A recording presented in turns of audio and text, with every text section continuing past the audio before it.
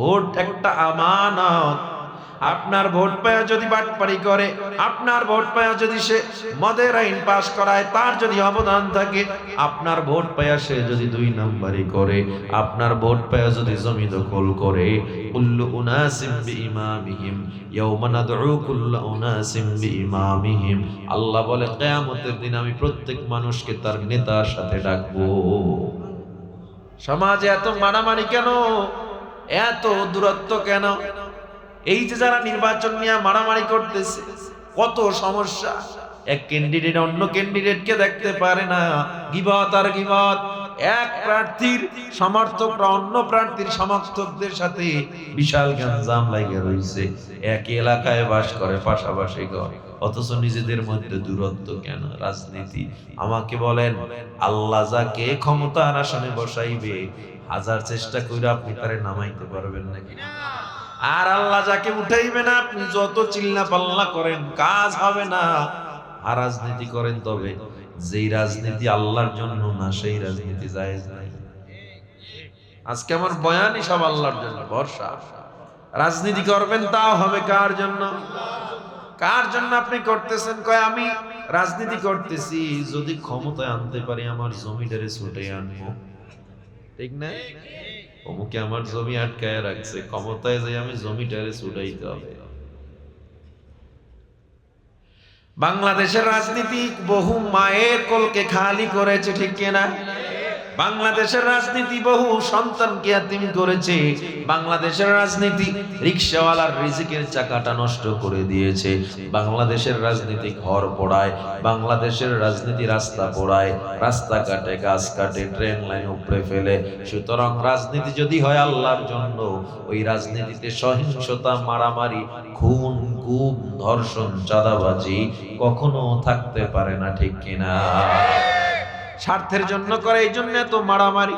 স্বার্থের জন্য করে, এই জন্য দেখবেন একে অন্যের জমি দখল করে, একে অন্যের দোকান দখল করে, বাড়িতে থাকতে দেয় না, সব স্বার্থের জন্য। তুই আমারে থাকতে দেও নাই, তোরেও থাকতে দেব না। আচ্ছা আমারে বলেন, যারা থাকতে দেয় নাই আপনি তারে থাকতে দিলেন না, আপনি কি আজীবন ক্ষমতায় থাকবেন নাকি? আবার আপনিও চলে যেতে পারেন, আবার আপনিও ক্ষমতা থেকে শেষ, আবার আর এক দলে আপনারা ভিড়াইব। তাহলে এর কোনো সমাধান আছে? কিন্তু আপনি যদি রাজনীতিটাও করতেন আল্লাহর জন্য, কারো জমি দখল করতে আপনি যাইতে পারতেন না, কারণ আল্লাহ তো নিষেধ করে রাখছেন। আল্লাহর জন্য ওই জন্য হয় আমার ভোটটা আল্লাহর জন্য। যেহেতু নির্বাচন আর মাত্র কয়দিন আছে, বলে 5-6 দিন মনে হয় বাকি আছে, ঠিক না? ভোটটা দিবেন এমন একটা ব্যক্তির যে নির্বাচিত হয়ে যেন ইচ্ছা মতো চুরি করে, ঠিক না? একজনে কইছি ভোট দিতে হবে একজনকে যে যাইয়া আপনার ধন সম্পদ, এলাকার টাকা চুরি কইরা, ব্রিজের টাকা টেন্ডারবাজি কইরা, দেশের যত টাকা সুইস ব্যাংকে বিদেশ পাঠাইবে, এটার ভোট দিবেন? ভোট দিতে হবে এমন একজনকে যিনি রাত্রবেলা সিজদায় যায়, নামাজে মাথাটা আল্লাহর কাছে নত করে দেয়, দিনে মানুষের খাদেম হয়ে কাজ করবে, ঠিক কিনা? জোরে বলেন।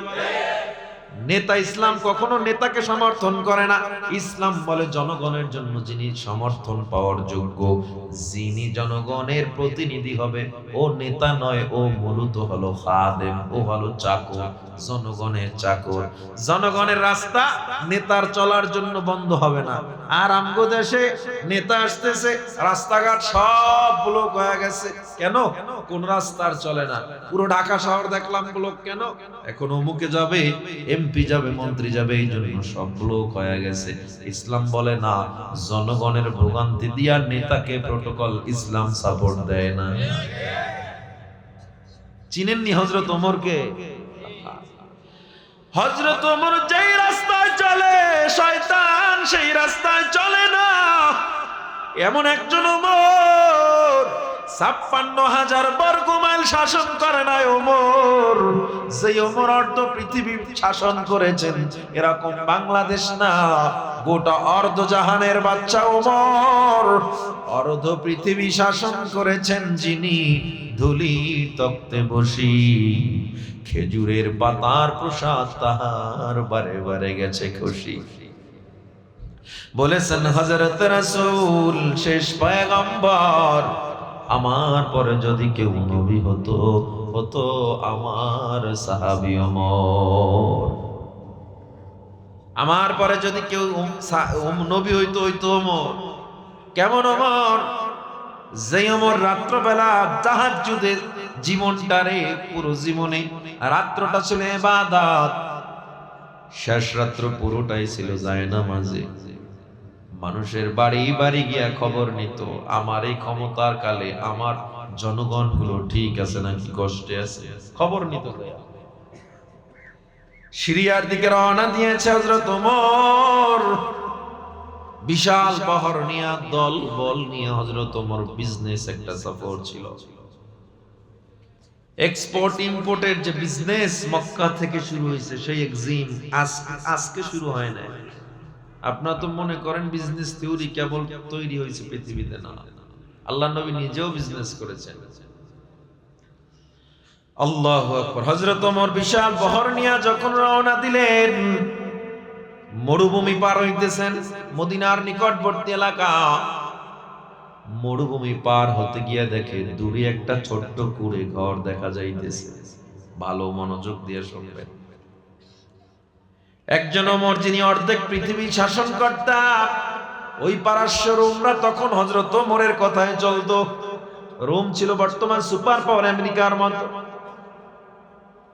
যাদের অস্ত্র শস্ত্র কম নাই। আমেরিকা যেমন, রাশিয়া যেমন এখন সুপার পাওয়ার অন্তর্ভুক্ত, তদানীন্তন সময়ে রোমানরা ছিল আমেরিকার মতো সুপার পাওয়ারে। ওই রোমানরা ওমরের উপরে কথা বলতো না, হযরত ওমর যা বলতো সেটাকে তারা মেনে নিত। এত সুন্দর শাসন ব্যবস্থা কায়েম করেছে। সেই হযরত ওমরের বিশাল বহর বাহিনী নিয়ে যায়, ছোট্ট একটা কুঁড়ে ঘর থেকে হযরত ওমর বহরটা থামায়া দিল। পাশ থেকে সাহাবী ডেকে বলে, ও খলিফাতুল মুসলিমিন ওমর, কেন এত বড় বহর থামায়া দিলেন? দাঁড়াও, আমার একটু কাজ আছে। ওই একটা মরুভূমিতে ঘর দেখা যায়, না জানি কে আবার অসহায় আছে, খবর আমি নিতে পারলাম না। হযরত ওমর নিজে পায়ে হেঁটে ঘরের কিনারায় গিয়া ডাক দিছে, ঘরে কে কেউ আছেন? দরজাটা খুলবেন। বৃদ্ধ একজন মা দরজা খুললো, ঘরে আর কেউ নাই, বৃদ্ধ একজন মা। হযরত ওমর এবার ডেকে বলে, আসসালামু আলাইকুম ওয়া রাহমাতুল্লাহ। ও মা, কেমন আছেন? বলে, ভালো আছি। তোমাকে তো চিনলাম না, আমাকে চিনার প্রয়োজন নেই। আপনার ঘরের কি খবর? খাওয়া দাওয়া ঠিক মতো হইতেছে? বৃদ্ধা মা চোখের পানি ছেড়ে কান্না করে দিছে। 2 দিন হইল আমার ঘরে কোনো খাবার নাই, কোনো পানি নাই। তুমি আমার খবর নিছো যুবক? আমি তো অপেক্ষায় ছিলাম আমাদের শাসন কর্তা ওমর আসবে, তুমি নাই। ওমর আসলে কতই না ভালো হইতো, ওমর আমার খবর নিল না। কে সামনে দাঁড়ায় রয়েছে? হযরত ওমর যখন শুনলেন 2 দিন ধরে ঘরে খানা নাই, হযরত ওমর পুরো বাহিনী বহর রাইখা মদিনায় চলে গেছে। মদিনায় গিয়া কোষাধ্যক্ষ থেকে সেখানে নিয়োজিত কর্মচারীরা দেখে হযরত ওমর নিজে আটার বস্তা টাইনা নামাইতেছে। কর্মচারীরা ডেকে বলে, খলিফাতুল মুসলিমিন, আমরা এখানে আছি, আপনি কেন কষ্ট করতেছেন? হযরত ওমর কোনো কথা বলে না, কয় আমার কাছে কেউ আসবা না। ওমরের চোখ বেয়ে বেয়ে পানি পড়তেছে। হযরত ওমর বস্তাটা টান দিয়া আটার বস্তাটা পুরোটা নিজের কাঁধের উপরে উঠাইছে। আটায় পুরো শরীরটা সাদা হয়ে গেছে। মদিনার বাজার থেকে ওমর কাঁধে আটার বস্তা নিয়ে যায়। মদিনার মানুষ ডাক দিয়া কয়, দেখছো কেমন আমরা নেতা পাইছি? এমন নেতা যদি কিয়ামত পর্যন্ত থাকে, কোন জনগণ কোনদিন ভোগান্তিতে পড়বে না। অর্ধ পৃথিবীর শাসক ওমর যায় আটার বস্তা নিয়া।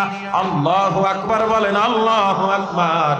হযরত ওমর আটার বস্তা নিয়া ওই বৃদ্ধা মায়ের ঘরে যাইয়া বস্তা দিয়া চলে যায় না, নিজে গিয়া খামির বানাইয়া রুটি বেলা শুরু করছে। হযরত ওমর নিজে রুটি বানায়া বানায়া পুরে পুরে বৃদ্ধা মাকে দিতেছে খাওয়ার জন্য। বৃদ্ধা মা খাইতেছে আর শুকর আদায় করতেছে, চোখ বেয়ে বেয়ে পানি পড়তেছে। আল্লাহ, এই যুবককে তুমি কবুল করে নাও। ওমর যদি এই যুবকের মতো হইতো কতই না ভালো হইতো। হযরত ওমর বিদায় কালে ডাক দিয়া কয়, মা, ওমর হয়তো ব্যস্ত ছিল, আপনার খবর নিতে পারে না, আপনি পারলে ওমরে মাফ করে দিয়ে। হযরত ওমর এর পরেও পরিচয় দেয় না। নিজে গিয়া বহরের সামনে যখন রওনা দিছে, বুড়িমা জানালা খুলে তাকায়া দেখে এই ব্যক্তিটা বিশাল বহরের সামনের দিকে যায়, বিশাল সিংহাসনের উপরে গিয়া বসছে। বুড়িমা তড়িঘড়ি করে বহরের পিছনে যাইয়া একজন সাহাবীকে প্রশ্ন করে, ও ভাই, এই বহরটা কার? বলে, ওমরের বহর। ওমরের বহর, তাইলে সামনে সিংহাসনে কে বসবে? বলে, ওমর। কই ওমর? এই যুবকটা কেন সিংহাসনের দিকে যাইতেছে? তখন ওই সাহাবী ডেকে বলে, মা গো, তুমি চিনো নাই, চিনো নাই, তোমার ঘরে যে আটার বস্তা নিয়ে গেছে, রুটি বানায়া খাওয়াইছে, সে আর কেউ না, অর্ধ পৃথিবীর শাসক হযরত ওমর নিজে। এই মা বুড়িমা হাঁটতে পারে না, তড়িঘড়ি করে সামনে দৌড়ে গেল, গিয়া হাঁটু গেড়ে বসে ডাক দিয়ে কয়, ও খলিফাতুল মুসলিমিন, শুনেছি আপনার রাগ বড় মারাত্মক রাগ, আপনার সামনে নবীর বিরুদ্ধে কেউ কথা বলতে পারে না, তার গর্দান আর ঘাড়ের সাথে থাকে নাই। আপনি যেই রাস্তায় চলেন, শয়তান সেই রাস্তায় চলে না। অথচ আমি এত বদনাম করলাম, আমারে আপনি কিছুই বললেন না। আপনি আমারে ক্ষমা করে দেন, কত বদনাম আমি আপনার বিরুদ্ধে বলেছি। হযরত ওমর কোনো উত্তর না দিয়া কয়, ও মা, আপনি আমারে মাফ করছেন কিনা এটা বলেন। তোমার মতো ওমরকে যদি আমি মাফ না করি, আমি আল্লাহর কাছে কি জবাব দিব? আর কে দারাত খাউফে হাকদার দিল মাদাম, জান্নাতুল মাওয়া দেহাদ উরামাকাম। ও মুসলমানেরা, বলেন, নেতা যিনি জনগণের খবর নিবে, জনগণ ভালো আছে না মন্দ আছে, এইটা নেতার দায়িত্ব পৌঁছা দেওয়া। আর আমাদের দুনিয়ায় নেতারা জনগণের খবর নেওয়া তো দূরের কথা, জনগণের হকটা নিজের পকেটে লইয়া লয়। ঠিক না বেঠিক? এই জন্য নির্বাচন আসতেছে, বুঝে শুনে সিল মারবেন। ভোট একটা আমানত। আপনার ভোট পায়া চুরি করলে আপনার গায়েও চুরির এই বোঝা কিয়ামতে আপনাকে টানতে হবে, মনে রাখে। আপনার ভোট পায়া যদি বাটপারি করে, আপনার ভোট পায়া যদি সে মদের আইন পাস করায়, তার যদি অবদান থাকে, আপনার ভোট পায়া সে যদি 2 নাম্বারি করে, আপনার ভোট পায়া যদি জমি দখল করে, কুল্লু উনাসিম বিইমামিহিম ইয়াওমা নাদউ কুল্লু উনাসিম বিইমামিহিম। আল্লাহ বলে, কিয়ামতের দিন আমি প্রত্যেক মানুষকে তার নেতার সাথে ডাকবো। যা করবেন বুঝে শুনে করবেন। আল্লাহ আমাদেরকে সঠিক পথে রায় দেওয়ার তৌফিক দান করেন। আমার আলোচনার বিষয় হলো আল্লাহর ভরসা। ইব্রাহিম নবী আল্লাহর উপরে ভরসা করে কেমনে সাকসেস হয়ে গেলেন? ইউনুস নবী মাছের পেটে কেমনে জীবিত রইলেন? মেডিকেল সায়েন্সকে জিজ্ঞাসা করেন, মানুষ এভাবে বাঁচতে পারে নাকি? বলবেন না। আল্লাহ কয়, তোর মেডিকেল সায়েন্স এক জায়গায় রাখ, তোর আর্ট এক জায়গায় রাখ, তোর কসমোলজি এক জায়গায় রাখ, তোর জিওলজি এক জায়গায় রাখ, তোর ফিজিক্স আর এক জায়গায় রাখ, তোর অ্যাস্ট্রোলজি এক জায়গায় রাখ, তোর স্পেস স্টেশনের যত যন্ত্রাংশ সব একদিকে রাখ, সবকিছু তোরা তোদের মতো কর, আর আমি আল্লাহর দয়া, আল্লাহর ক্ষমা আর একদিকে রাখ। পৃথিবী অকেজো হয়ে যেতে পারে, তোর সব বিদ্যাগুলো বন্ধ হয়ে যেতে পারে, আমি আল্লাহর দয়া আর অনুগ্রহ কোনোদিন বন্ধ হবে না। যারা আমার উপরে ভরসা করবে, তোর বিজ্ঞান সেখানে কাজ করবে না, আমি এমন ভাবে সমাধান করে দিব, তোমাদের কোনো যুক্তি কাজে আসবে না, থিওরি কাজে আসবে না। কারণ যেই বান্দা আমার উপরে ভরসা করবে, ইব্রাহিমের মতো যেমন আগুন আমি ফুলের বাগান বানাইলাম, তুমিও ভরসা করবা, আমি আল্লাহ তোমার জন্য সব মুশকিলগুলো আসান করে দিব। তালা কখনো চাবি ছাড়া খোলে না, খোলে নাকি? এই তালাটা যদি হয় আবার রাজকীয় বিশাল তালা, সিংহাসনের বিশাল লোহার দরজা, তালাগুলো বড় বড়। আজিজে মিশর ইউসুফ আলাইহিস সালাম যখন জুলাইখার কামরায় বন্দী হয়ে যায়, ইউসুফ আলাইহিস সালাম একটার দুইটা না 7টা লোহার দরওয়াজা ভেদ করার পর জুলাইখার দরজাগুলো বিশাল তালা মেরে মেরে আটকায়া দিল। ওই অন্তরমহলের কামরায় গিয়ে জুলাইখা ডাক দিয়ে কয়, ইউসুফ, আজ এত বছর পর্যন্ত আমি অপেক্ষা করছি তোমার জন্য। ও ইউসুফ, আমার মনের বাসনা পূরণ করো। ইউসুফ আলাইহিস সালামকে আপনার মনের বাসনা আমি কেমনে পূরণ করব? আমি তোমার প্রতি আসক্ত হয়ে গেছি।